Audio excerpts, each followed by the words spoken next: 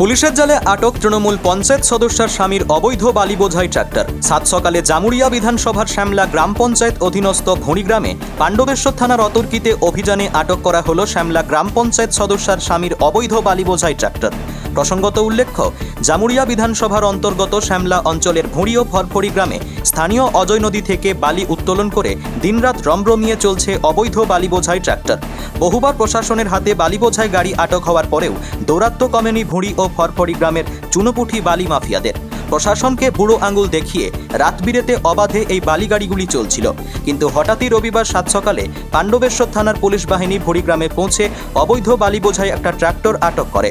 স্থানীয় সূত্রে জানা যায়, আটক করা অবৈধ বালি বোঝাই ট্রাক্টরটি তৃণমূল পঞ্চায়েত সদস্যার স্বামী সঞ্জয় গোড়াই ওরফে লালুর।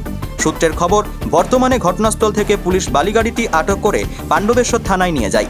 তবে ঘটনাস্থলে সংবাদ মাধ্যমের প্রতিনিধি পৌঁছালে বিভিন্নভাবে হুমকি, এমনকি আগামী দিনে দেখে নেওয়া হবে এমনও হুমকি দেওয়া হয়।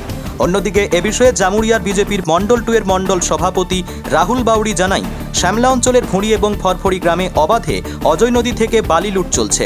তবে আজ তৃণমূলের পঞ্চায়েত সদস্যার স্বামীর অবৈধ বালির ট্রাক্টর আটক করে পাণ্ডবেশ্বর থানার পুলিশ। পাশাপাশি তিনি আরও জানান, চিচুড়িয়া অঞ্চল থেকেও অবাধে বালি লুট চলছে এবং সেখান থেকেও কেন্দাফাড়ি থানার পুলিশ 6টি বালি বোঝাই ট্রাক্টর আটক করে। তিনি জানান, আটক করা গাড়িগুলি এবং এই অবৈধ বালি কারবারের সাথে যুক্ত ব্যক্তিদের বিরুদ্ধে প্রশাসন আগামী দিনে বড় কোনো পদক্ষেপ না নিলে আমরা বৃহত্তর আন্দোলনে নামব।